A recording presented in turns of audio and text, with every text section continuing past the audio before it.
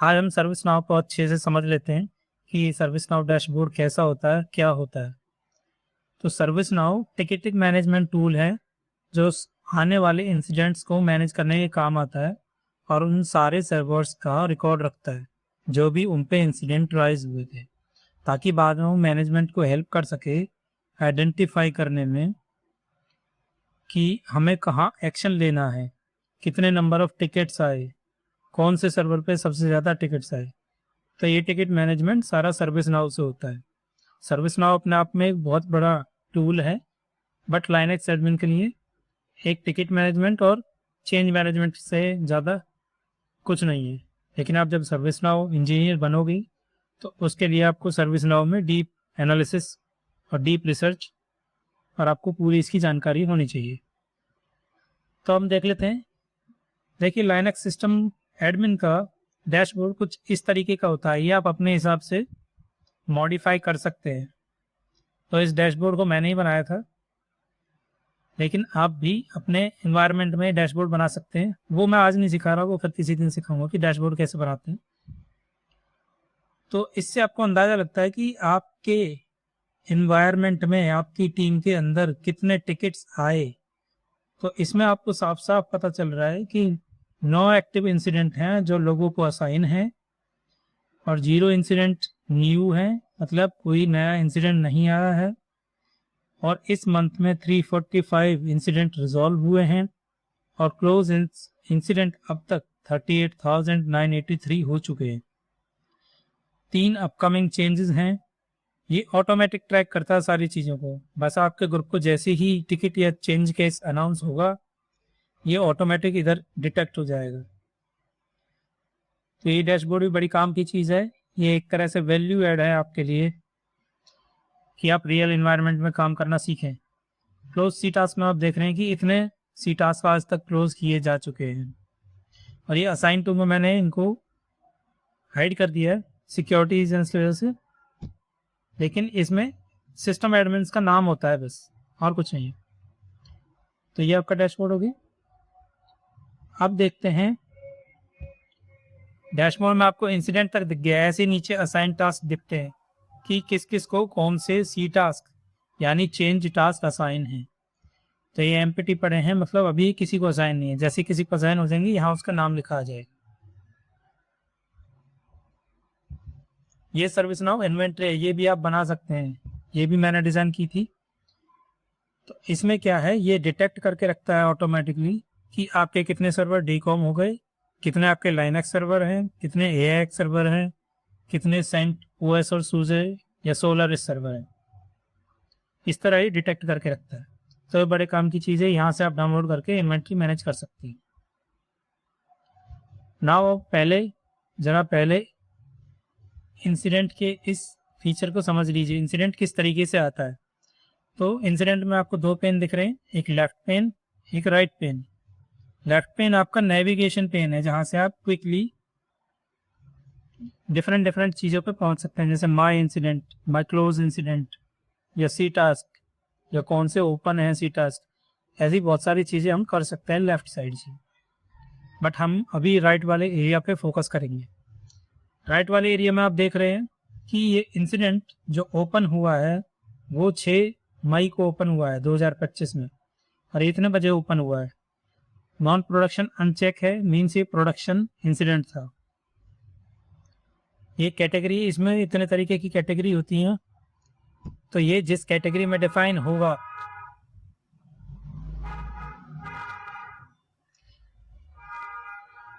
क्योंकि ये incident application team side से आया था, तो ये वो लोग डिसाइड करेंगे कि उन्हें किस कैटेगरी में इस इंसिडेंट को डालना है। तो कैटेगरी में डालने से ये होता है कि ट्रैक रिकॉर्ड बना रहता है कि ये इस कैटेगरी का इशू था, बाद में उससे एनालाइज करने के काम आता है। अब ये देख सकते हैं कॉन्टैक्ट टाइप इंटीग्रेशन है, मीन्स बैकएंड में इसकी इंटीग्रेशन हो सकती हुई है, मीन्स बैकएंड में इसकी इंटीग्रेशन हो रखी है किसी दूसरे टूल के थ्रू। उसका नाम है डायनाट्रेस, वो भी मैं किसी और दिन बताऊंगा। लेकिन अभी इतना समझ लीजिए, ये अलर्ट जनरेट हुआ है डायनाट्रेस में, इंटीग्रेशन हो रखी है सर्विस नाउ के साथ। तो सर्विस नाउ ने इंसिडेंट जनरेट किया है, डायनाट्रेस इंसिडेंट जनरेट नहीं कर सकता, वो खाली सर्वर्स को मॉनिटरिंग कर सकता है, वो मॉनिटरिंग करता है, सर्वर्स की ट्रैक रखता है उनका, और फिर वो उसमें अलर्ट डिफाइन होते हैं। तो जैसे ही अलर्ट क्रॉस होता है उसमें, तो वो इसको सिग्नल भेजता है और सर्विस नाउ इंसिडेंट क्रिएट कर देता है।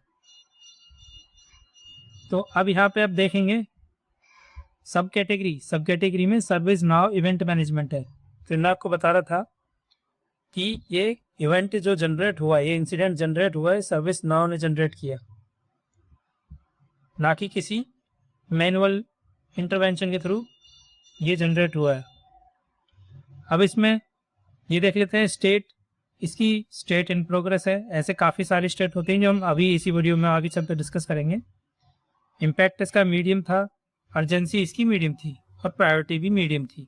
इन चारों की अपनी वैल्यू होती है, ये SLA को डिफाइन करती हैं। SLA means service level agreement, means आपके टिकट को रिजॉल्व करने का एक टाइम होता है, और वो इन्हीं के बेस पे डिसाइड होता है। यानी और वो दो कंपनियों के बीच में डिसाइड होता है, एक कंपनी वो जो सर्विस प्रोवाइडर है, या और एक कंपनी वो जो सर्विस टेकर है। मीन्स हम जिसको सपोर्ट कर रहे हैं उनके बीच में आपस में एग्रीमेंट हुआ है कि हमारे SLA ये रहेंगे नॉर्मल टिकट्स का, कि 3 दिन में क्लोज हो जानी चाहिए, या 2 घंटे में क्लोज होनी चाहिए, 4 घंटे में। ये हर कंपनी का अलग अलग हिसाब होता है। सबमिटर ग्रुप में वो ग्रुप आएगा जिसने ये टिकट हमें सबमिट किया है, उस टीम का नाम आता है यहाँ पे। असाइनमेंट ग्रुप में हमारा नाम आएगा क्योंकि ये इंसिडेंट हमें आया है। असाइन टू में लाइनक्स इंजीनियर का नाम आएगा कि जिसको ये असाइन हुआ है। कॉन्फ़िगरेशन आइटम में या तो सर्वर का नाम आता है या एप्लीकेशन का नाम आता है। ये आपको व्यू क्लियर हो गया यहाँ से, माफ़ करना अगर पीछे बैकग्राउंड नॉइस आए तो, मेरे एरिया में काफ़ी ज़्यादा शोर रहता है। नेक्स्ट देखते हैं, ठीक है, करके समझते हैं। मैंने आपको पिछला बता दिया था जैसे कि इसमें इतने सारे ऑप्शन होते हैं कि अगर एक्सेस इशू है तो इसमें एक्सेस आएगा कि सर्वर एक्सेसिबल नहीं है। एप्लीकेशन इशू में एप्लीकेशन आएगा। बैच यानी जॉब रिलेटेड इशू है, बैच जॉब होती हैं मीन्स जो एक साथ बैच में चलती हैं। ऐसे ही क्लाउड इशू है तो वो आएगा, डेटाबेस इशू है तो ये आएगा, डिफाइन होता है। ऐसे ही इसमें इवेंट मैनेजमेंट में लिखा रहा है कि ये सर्विस नाउ इवेंट था। इसमें इतने सारे ऑप्शन होते हैं कि ऑथेंटिकेशन भी हो सकती है। BPPM में अलर्ट भी एक तरीके का मॉनिटरिंग अलर्ट जनरेट करता है। ये पुराना हो गया है, डीकॉम हो गया अपने इन्वायरमेंट से। कुछ इन्वायरमेंट में अभी चलता होगा ये। हर कंपनी के अलग टूल्स होते हैं मॉनिटरिंग के, प्रोसीजर सही नहीं होता है। तो इतने सारे इसमें इश्यूज होते हैं कि अगर सर्वर का परफॉर्मेंस इश्यू है तो ये सिलेक्शन रहेगा। तो इससे आप ये समझ गए हमने कैटेगरी और सब कैटेगरी क्या होती है। तो ये दोनों आपस में डिफाइन होती हैं कि पहले कैटेगरी चूज करो, उसी के बेस पे सब कैटेगरी चुनी जाती है। अब यहाँ आ जाइए कॉन्टैक्ट टाइप में। मैंने बताया था ये इंटीग्रेशन है, मीन्स ऑटोमेटिक आया है पीछे से अलर्ट। तो इस तरह के ऑप्शन होते हैं। कोई चैट के थ्रू जनरेट कर सकता है, ईमेल के थ्रू जनरेट करा सकता है, आपसे ही करा सकता है, वर्चुअल एजेंट के थ्रू हो सकता है। AI जो वर्चुअल एजेंट होते हैं, चैटबॉट होते हैं जो, उनके थ्रू, फॉर्म के थ्रू भी करा सकता है, सेल्फ सर्विस के थ्रू करा सकता है। जो यहाँ दिखती है सर्विस कैटलॉग में सेल्फ सर्विस होती हैं, इधर से करा सकता है, या वॉक इन में भी करा सकता है। पर वॉक इन ये मोस्टली अलाउड नहीं होता है। तो ये आपको कॉन्टैक्ट टाइप समझ में आ गया। कॉन्फ़िगरेशन आइटम में मैंने बताया था आपको एप्लीकेशन, या तो एप्लीकेशन का नाम आता है या फिर आपका सर्वर का नाम आएगा। अगला वाला देख लेते हैं।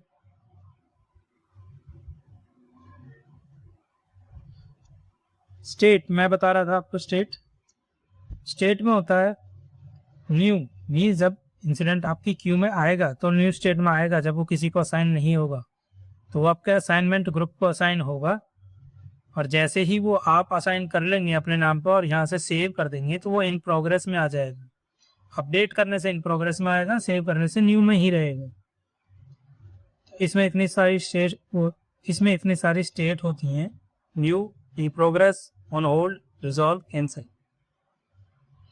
तो ऑन होल्ड मीन्स अगर हम किसी इशू पे काम कर रहे हैं और उसका रिजोल्यूशन अभी नहीं मिला है तो हम उस इंसिडेंट को ऑन होल्ड पे डाल सकते हैं, या कस्टमर से रिप्लाई अवेटिंग है तो हम उसको ऑन होल्ड पे डाल सकते हैं कि हमने अपना काम कर दिया बट हम कस्टमर का वेट कर रहे हैं कि वो हमें कंफर्मेशन दे।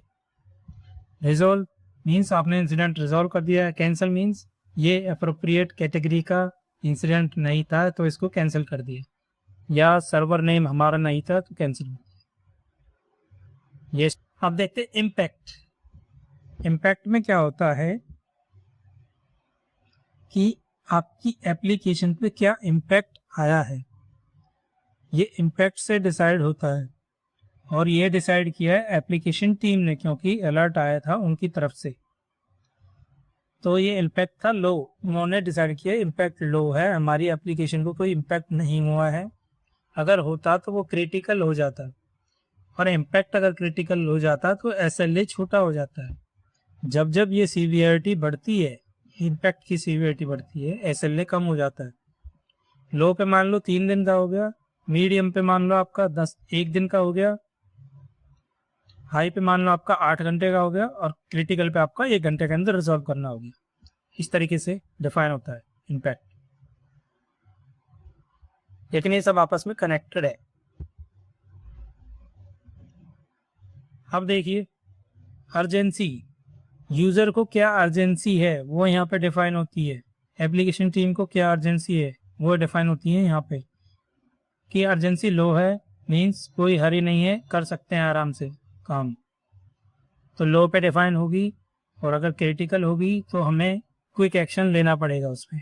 जब एप्लीकेशन इम्पैक्ट होता है तो उसी के बेस पे ये अर्जेंसी भी डिफाइन होती है। तो इम्पैक्ट और अर्जेंसी में आप समझ गए। इम्पैक्ट मीन्स एप्लीकेशन पे क्या इम्पैक्ट आया, अर्जेंसी मीन्स ऐसी कितनी अर्जेंसी है इसको रिजॉल्व करने की। नेक्स्ट देखते हैं,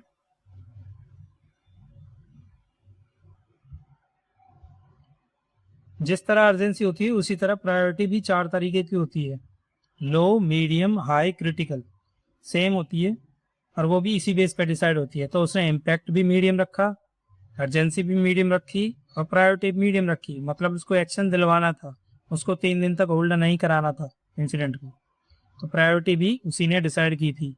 अगर ये क्रिटिकल हो जाती तो दुनिया भर के ब्रिज खुल जाते हैं, और फिर ब्रिज पे रिजोल्यूशन होता है, और उस टाइम पे सारी मैनेजमेंट ब्रिज पे आती है इशू को रिजॉल्व करने के लिए। लाइनक्स इंजीनियर, एप्लीकेशन टीम, जितने भी टीम इन्वॉल्व होंगी वो सब आती हैं ब्रिज पे रिजॉल्व करने के लिए, अगर ये क्रिटिकल हो जाता है तो। क्रिटिकल के केस में आपको हमेशा ब्रिज ओपन मिलेगा।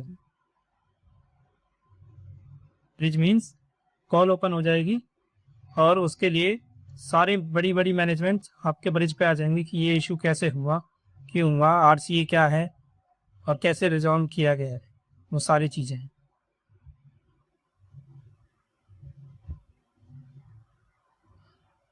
नेक्स्ट देख लेते हैं शॉर्ट डिस्क्रिप्शन में। बस शॉर्ट डिस्क्रिप्शन आता है उसका, सर्वर से रिलेटेड आपको क्विक इन्फॉर्मेशन मिल जाएगी कि इस सर्वर पे चल क्या रहा है।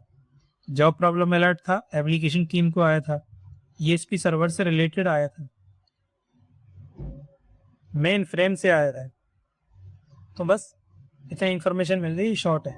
ऐसे ही डिस्क्रिप्शन में लॉन्ग डिस्क्रिप्शन होता है शॉर्ट के अलावा, कि कौन सी वाली जॉब इम्पैक्ट हुई थी, जॉब प्रॉब्लम का नाम क्या था, क्या लॉग चेक कर रहे हैं, वो सब इसमें डिटेल होती है। और ये मैं आपको बताना भूल गया, इंसिडेंट नंबर हर बार अलग आएगा। जब भी कोई नया इंसिडेंट ओपन होगा ये नंबर चेंज होता रहता है, हर एनवायरनमेंट के हिसाब से नंबर चेंज होता है।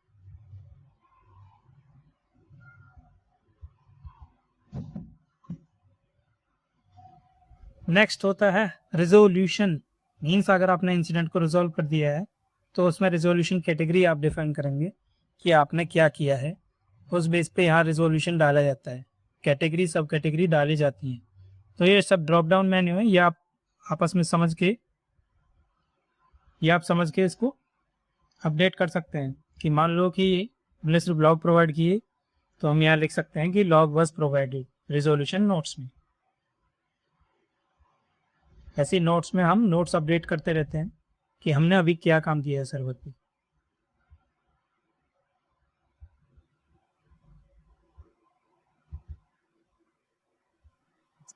नाइन्थ, ये मैंने आपको बताया था कि जब क्रिटिकल इशू आएगा तो ब्रिज डिटेल्स दी जाती हैं, तो ब्रिज डिटेल यहाँ अपडेट हो जाएंगी और नोट्स भी रिकॉर्ड होते रहते हैं।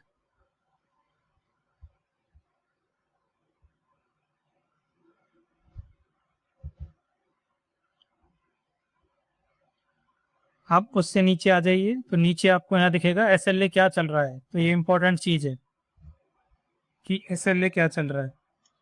तो रिस्पॉन्स इसमें दिखा रहा है कि P4 है, मीन्स 4th लेवल की टिकट है। अभी इसका बिजनेस टाइमिंग लिखा हुआ है कि 1 day 3 hour था इसका SLA, और ये 8 घंटे में कंप्लीट की गई है। तो ये आपका SLA यहाँ डिफाइन हो गया। अगर यहाँ SLA एक्सपायर होता है तो ये सब रेड रेड हो जाता है। बिजनेस इलैप्स टाइम सब दिखाता है।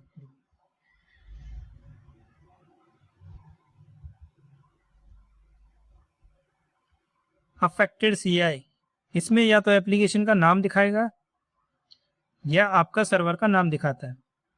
ये भी इंपॉर्टेंट चीज़ है, यहाँ अफेक्टेड CI में वो दिखाता है ना। ये जब इंसिडेंट ओपन होगा तो कॉन्फ़िगरेशन आइटम से ही ये उठा रहा है। यहाँ देख रहे होंगे कॉन्फ़िगरेशन आइटम लिखा हुआ है, तो वहीं से मैप हो रखा है, वहीं से उठाया है ऐसे।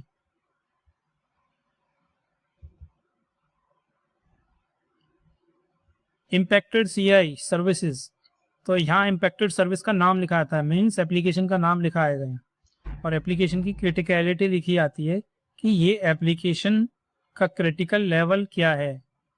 ये करंट इंसिडेंट के लिए नहीं है, इट मीन्स ओवरऑल ये एप्लीकेशन कैसी है, कितनी क्रिटिकल है ओवरऑल एप्लीकेशन किसी बैंकिंग प्रोजेक्ट के लिए। इसमें वो डिटेल लिखी हुई है। मीन्स ये मीडियम लेवल की है, तो इसलिए वहां पे मीडियम ऑप्शन सेलेक्टेड था।